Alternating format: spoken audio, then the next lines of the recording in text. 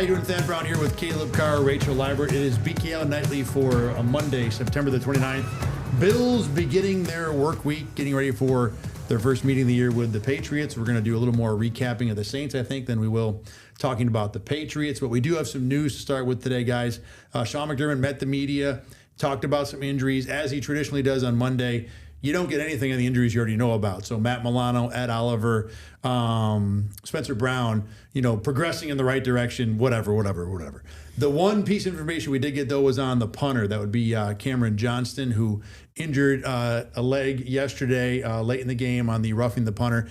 The reports are that he's expected to miss a few weeks. Sean McDermott did confirm that he's got a foot and ankle injury and that the Bills are going to bring in some punters, which is a weird spot for the Bills because they have two choices now. You can either bring in your third punter in 5 games, which I guess when you're the Bills and you have that offense, switching punters all the time is no big deal because these guys don't play much anyway.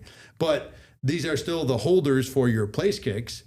So it's not, I think, normal or ideal to have 3 punters in this amount of time. Brad Robbins is still available, so the Bills could probably go out there and bring him back and at least have the same guy who was here for the first few weeks of the season.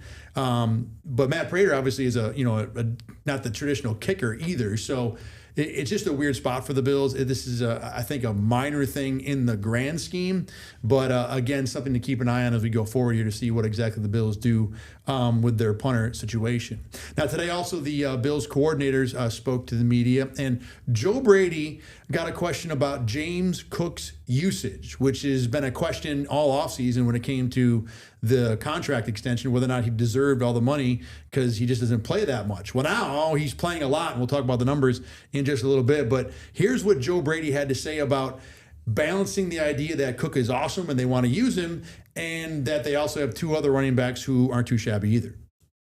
We were at our best last year when everybody was rolling, right? That's part of who we are. And I think right now it's a fine line because he's playing so well.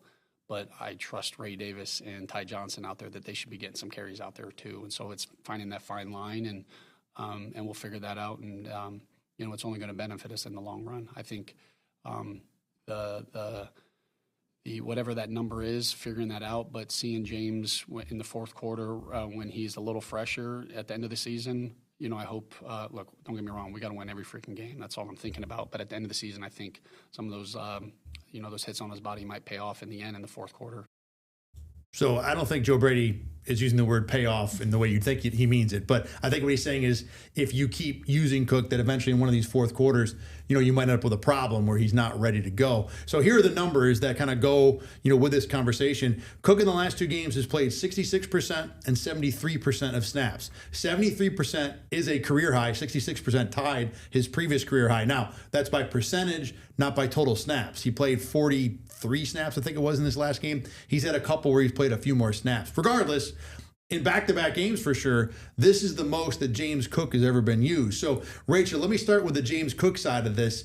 Where is the concern level about using James Cook too much? And you can, approach this from the point of view of you like it because he's really good, or you're concerned about it because he's not really big. I think I like it because he's really good. I think James Cook has driven so much of the Bills' offense that I can't really see an argument, other than you're saying he's not very big, then for him to not be out there as much as he is.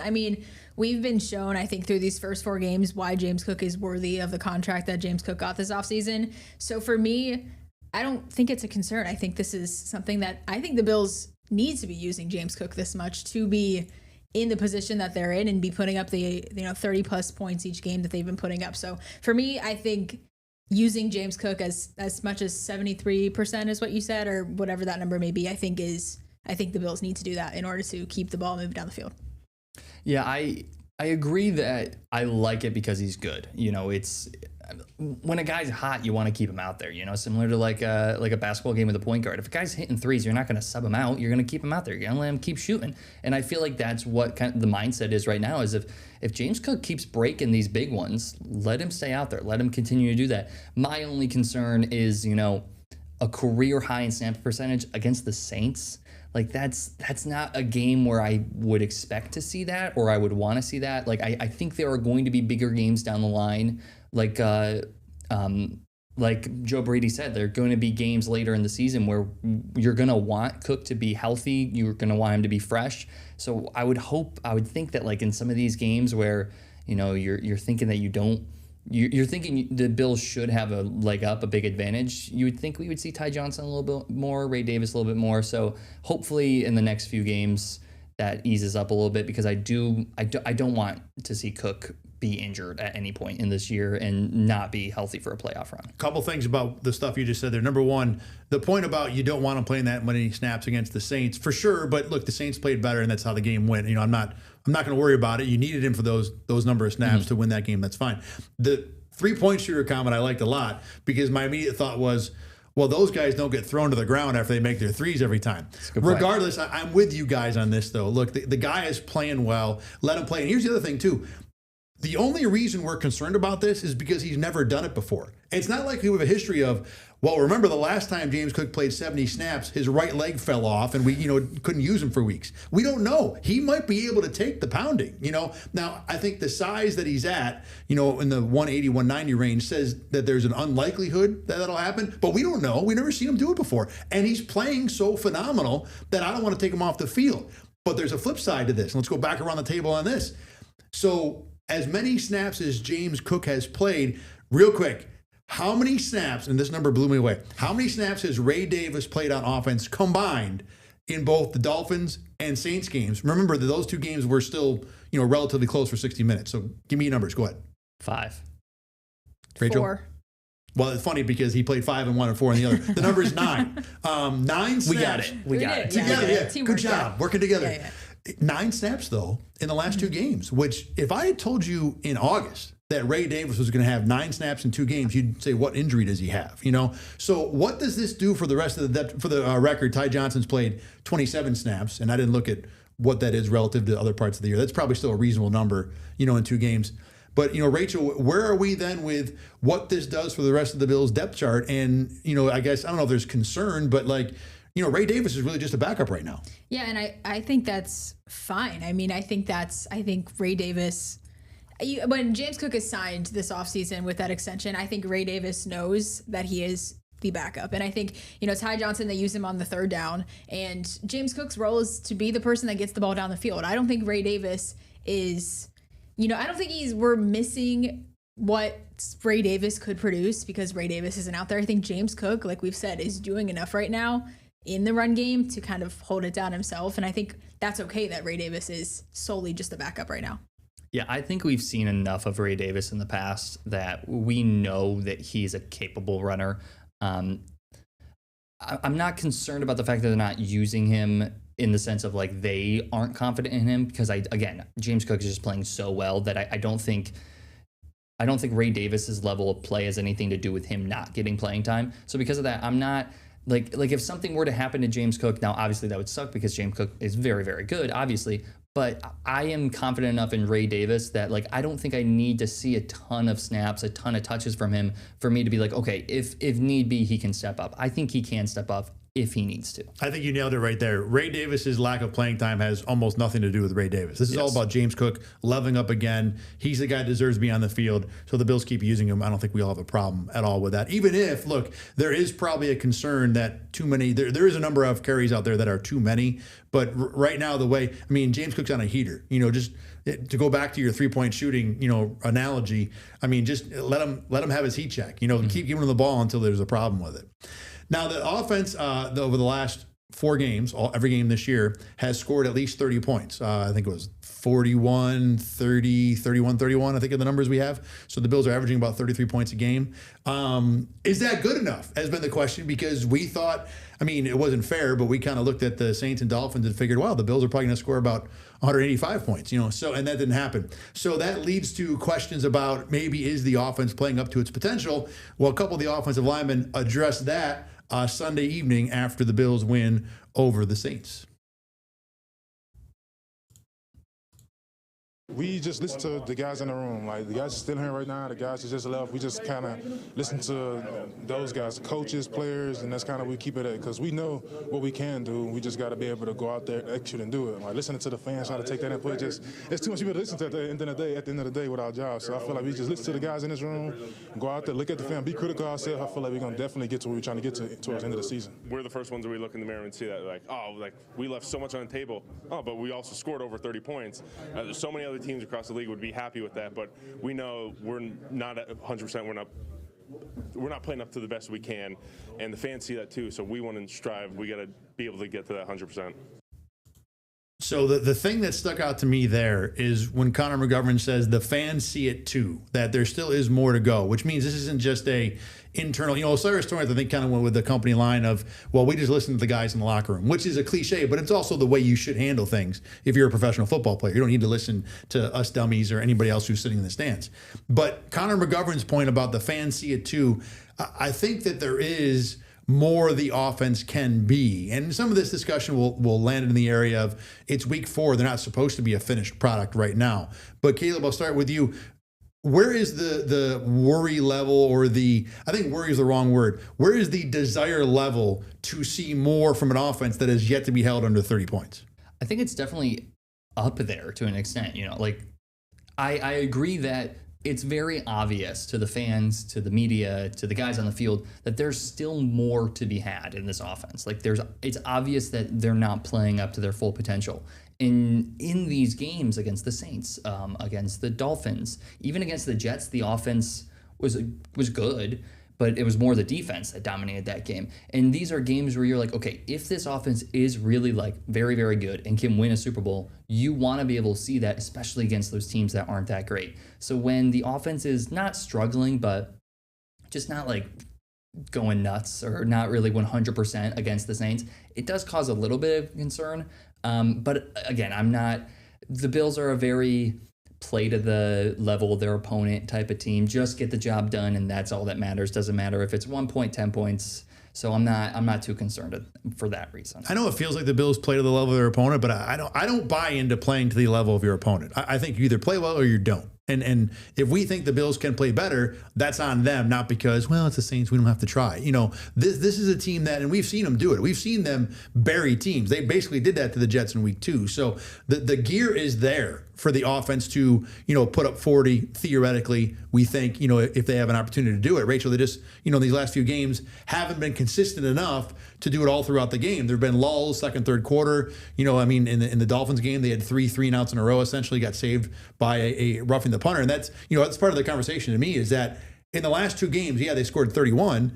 But in both those games, they had scoring drives that were 3 and outs that turned into scoring drives because the other team roughed their punter. Mm-hmm. Yeah, for me, I think it says a lot about just how good the Bills are, because they are scoring 30-plus points each game. And we're still complaining. And we're still complaining, 1. And 2, they're still winning. And we're saying we're not satisfied, which, makes sense. I don't think the Bills are playing up to the potential that we have seen them against. I think maybe us too, we've counted out Miami a little bit. We've counted out maybe what the Saints are capable of. Obviously, it was a lot closer than a lot of people thought it would be. But I think the offense can do better. But this is, I think, a small problem in the grand scheme of the points that the offense is putting up. Because, somebody said it today that for teams, 30-plus points, teams would be happy with that. But because it's the Bills, we have such a high standard. I don't think that's a bad thing, but I do think that eventually this could catch up to them of, they're not playing great opponents the next 3 weeks. They don't have great opponents, but I think it could eventually catch up to them if they don't, start producing a little bit better. We're doing a show about a team that's 4-0, yet to be held below 30 points. Yeah. Small problems, what we're going to talk about in this show. Look, you're right. The floor for this offense, I think, is pretty high. Carl Jones talked about that yesterday in BKL Nightly. And I think that's an accurate statement. Look, I think that we look at the passing game. If you think of elite offenses, you think of Joe Burrow, Jamar Chase, T. Higgins. Even when you think of the Eagles, I know Saquon Barkley's number 1, but A.J. Brown and Devonta Smith come right into your brain. You think of Dak Prescott when he's hot. It's CeeDee Lamb and I guess now George Pickens. The way the Bills are built to be an elite offense is not the way most other teams are built. I mean, even think about the Chargers. Why does everybody think they're good? Because all of a sudden Quentin Johnson and Ladd McConkey and Keenan Allen are playing great. And the Bills just don't have that team. So I think it does kind of throw off our assessment of what they are as an offense. Now, that being said, I think the pass catchers, and I've said this many times, are the weakest part of this team. And you wonder if at some point, if there's a team out there that can really take away the run and force the Bills to rely on that, will it cause a problem? I don't know when the Bills are going to see that team. And to that point, the 4 teams they've played already are all in the bottom 6 in EPA allowed per play on defense. So it's early, and some of the reason those teams are in the bottom 6 is because they've played the Bills, but also they are yet to play a defense that really, at least statistically, has any teeth to force them to do anything different. All right, so we will roll that right into our roundtable, and conveniently enough, the question to start our roundtable tonight, the first question of our 2/3, is exactly how long can the Bills keep winning, playing exactly the way they played? Look, fans came out of this game against the Saints, and maybe even the Dolphins too, thinking, I don't know if that was good enough. Well, Caleb, let's answer that question. Is it good enough? How long can the Bills keep winning, playing exactly this way, with the caveat that they won't, because teams do get better usually through the year? I don't think you guys are going to like this answer. I don't think you're going to like it at all. Okay, you're done. Back to Rachel. No, go ahead. One more week. That's against the Patriots. Well, they got the. I think the Patriots are fine. Yes. And then the Atlanta Falcons. They're in Atlanta. It's a road game. Now, I'm going to start this by saying I know it's in a dome, and Josh Allen is amazing in a dome. I'll take that. I know that. He's amazing in a phone booth, too, for that matter. Well, so, he's amazing anywhere, but he's especially amazing when you put him in a dome. So I will take that. But when looking at this team the past couple weeks, the biggest concern I have, which I'll bring up later, is tackling on the defensive side.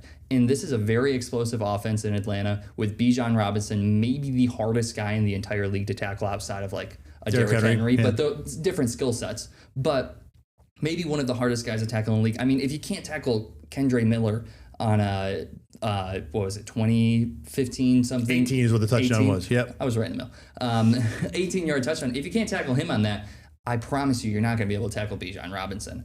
And even Tyler Algier is a pretty good back too. So just in that sense, I think that's the next biggest chance. Do I think they'll lose that game? No. If I had to place a bet, I'd put it on Buffalo. But I really, really do believe that if they don't go into that game and significantly clean up the tackling problems, they could see some real issues.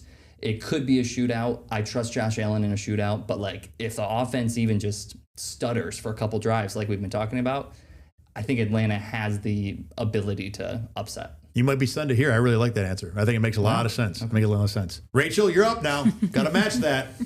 My answer is I think they can keep winning this way until November 2nd when they play the Kansas City Chiefs. Because, I mean, I think the Bills' offense, regardless of the defensive issues that we've seen for the first 4 weeks, I think the Bills' offense is capable of getting through these next 3 games. But then I see the Chiefs, and I watch the Chiefs and what they did last night, yesterday. And for me, that seems like the Kansas City Chiefs that everybody's known for the last several years. So for me, I think the Bills can squeak out the next 3 weeks of wins, but I think November 2nd or whatever, they play in Kansas City, I think it's going to be hard because I just don't think that they'll, at least from what I saw yesterday when they played the Ravens, to me, that is going to be a challenge for the Bills defense that I don't think they will particularly face that caliber of an offense in these coming weeks. So that's November 2nd is my hard deadline for the Bills. It's a reasonable answer, too. I think it's very likely to be true. My answer is I think they can win all year like this. Not every game. I don't think they're a 17-0 team doing this. But can they be 15-2, especially with the schedule they're facing? Sure. Look, as much as we want to nitpick the offense, there's still a 30-point-a-week offense. You're going to win a lot of games just starting there. And number 2, look, there are things the defense didn't do well, tackling probably being right at the top of the list. They still did the things they do, which is bend, but don't break. They made the play at the end of the half with Cole Bishop to prevent points there. They got the sacks late in the game to put it away. Look, they did the things they have to do on defense. This is what Sean McDermott's defense has been in the post-Jordan, Poyer, Micah Hyde era when they're not elite on that side of the ball. So I think they can keep winning this way. Now, when you get to the postseason, it's different because not only are the teams more talented, but everybody raises their level. Micah Hyde used to say the speed in the postseason is different than the regular season. That, to me, is where the line has to be drawn. The team that beat the Dolphins and the Saints, I don't think that team wins in the playoffs. All right, question 2. Keon Coleman Everybody thought there was a breakout coming. Week 1, he had 8 catches, 100 yards, touchdown, looked great. His last 3 games, 3 catches for 91 yards, I think it is. Or, I'm sorry, 9 catches for 91 yards. I know this. His pace for a whole season, based on what he's done the last 3 weeks, 51 catches, 516 yards, no touchdowns. That ain't no breakout. Rachel, let me start with you, though. It's only 3 games. Is the breakout still happening for Keon Coleman? I want to say no. I don't want to put it completely off the table of happening because, I mean, there's so much of the season left and we've seen what Keon Coleman can do, but he hasn't done it yet. I mean, week 1, he did it. But to me, when I think of Keon Coleman, I think of the guy that when the Bills are in, we'll call it crisis mode, Keon Coleman is a target that they look to when they need to get the ball down the field. They need to get the ball down the field fast. And that's what the week 1 was. I feel like it was a crisis mode offense of we need to obviously come back from this 15-point deficit, and that's what they did. So for me, I mean, these last 3 games, Keon has barely been targeted. I know we said it's mostly second quarter, and then he kind of just isn't even out there. And yesterday, I mean, it seems like he had those first few grabs in the first quarter, and then we were like, okay, maybe this is a Keon Coleman breakout moment, and then nothing after that. So for me, I don't think a breakout is really on the table. I don't want to take it completely off the table, but from what we've seen so far, I just haven't been impressed with, I guess, what he's done. And I mean, I don't think I've really been impressed with any pass catcher really having a breakout or a really great year, but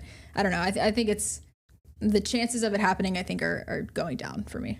I'm going to say not likely. I've been playing fantasy football for long enough to know that anybody can break out at any time. So it's definitely possible, especially because I think the reason that the breakout isn't looking good right now is because the Bills are leaning heavily on the run game. And I do honestly think that at some point, teams are going to kind of figure out how to stop James Cook. Maybe not stop, but slow down. They're going to figure out how to slow down James Cook, and Allen's going to have to pass it a little bit more, and we could see Coleman break out a little bit then. But even if that happens, I don't think it's likely just because there's so many mouths on this everybody eats offense. You've got Palmer's been playing decent.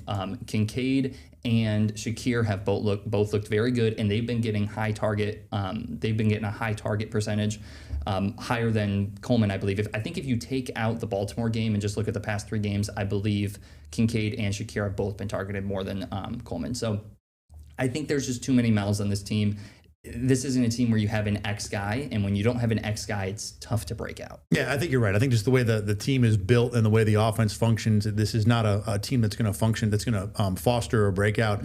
Look, Keon, I don't think is doing enough to where he deserves more targets either. I mean, he's open at times, but this is not a guy who's dominating, and he never would in terms of being able to get separation.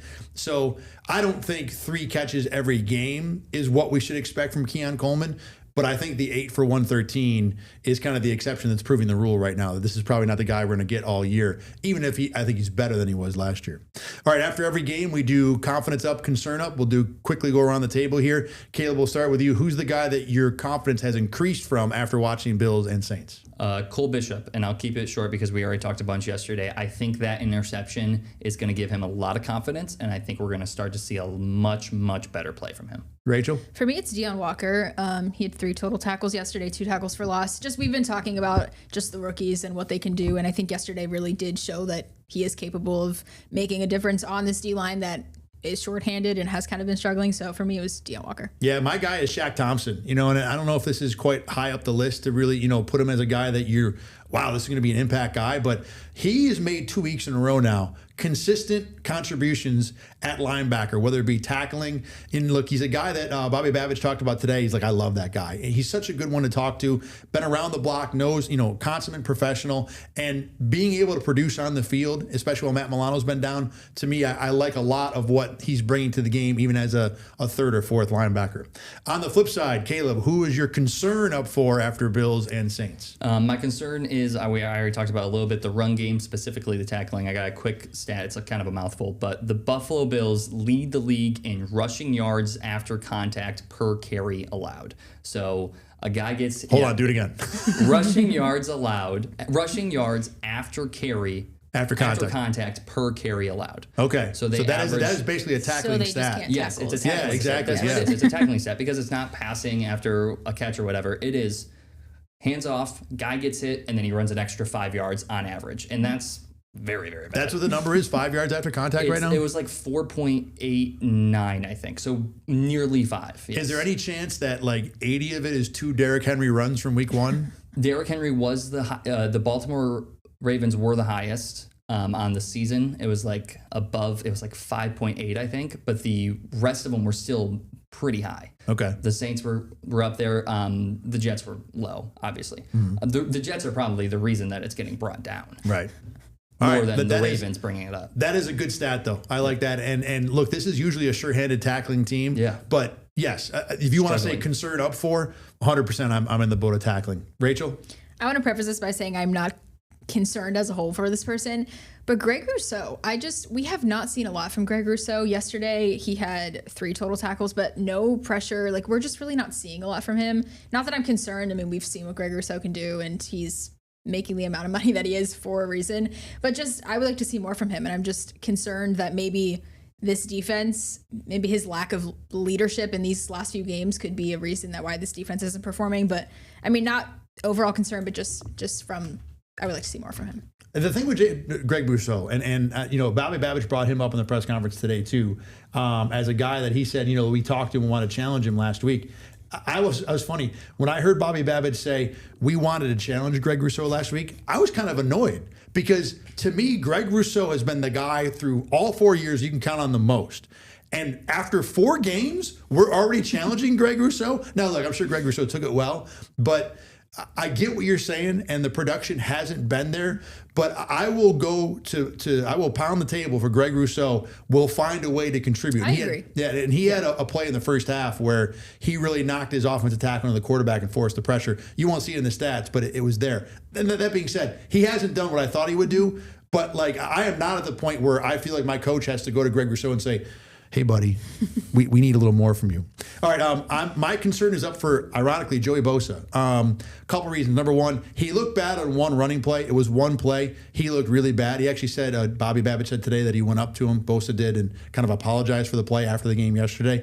My concern, though, is he played 86% of snaps against the Dolphins, 73% in this last game. He's been around 50 snaps in both games. Look, the Bills are playing with fire with that, in my opinion. I mean, at some point, this guy, this isn't James Cook where he doesn't have an injury history. We just don't know. He has an injury history, and the play the last 2 weeks after the great game against the Jets just has not been there, where it was early in the season. So again, look, the Bills are 4-0. Concern up is a relative thing, but a little bit of the concern is up for me with Joey Bosa. All right, after the game yesterday, Josh Reed caught up with Josh Allen on the field for a one-on-one interview. We want to show you that right now. You guys scored 30 or more in all 4 games, but do you feel like there's still a next level to this offense? 100%. We're going to keep working until we find it. But again, the ultimate goal of what we're trying to accomplish here is winning football games, and we're continuing to find ways to do that.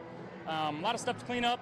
We'll look at the film, we'll try to address it, and then we'll move on to next week. Spinning the wheels there a little bit in the middle of the game. You come out in the second half, though, really start getting James Cook involved and getting the running game going. Was that kind of the goal coming out of halftime? Yeah, I mean, each and every play that Joe calls, we just try to go out there and execute. Again, sometimes the defense is going to make plays, and we have to be okay with that. But staying in front of the chains, getting out of these second and long situations and allowing us to kind of be more two-dimensional. Run our play-action pass game. That's what we want to do, obviously. But, again, find ways to win. We'll take them how we get them. Talk to you a little bit about Dalton Kincaid and your chemistry with them during the week. Big play at the end of the game there to catch that touchdown. Do you just feel like that just continues to grow week in and week out? Absolutely. Again, we didn't ask much of him tonight. He blocked his tail off and did things for other people. And he found himself in a good position and found a way to get in the end zone tonight. So we're going to keep working on that, and we're going to have some fun doing it. Ryan Fitzpatrick usually takes his shirt off at the end of these. Western New York is not ready. They are not ready for that. Josh Allen, Bills improved to 4-0 on the season. Next up, a night game right here at Highmark Stadium against the Patriots. Thanks, John. All right, that's all the time we have today. Me and Carl Jones will be on tomorrow with Let's Talk Ball. For Rachel and Caleb, I'm Thad. We'll see you later. Get the Rochester First streaming app today for everything you love from News 8 On Demand, plus exclusive shows you won't see anywhere else. Search ROC and download for free on Roku, Amazon Fire, and Apple TV.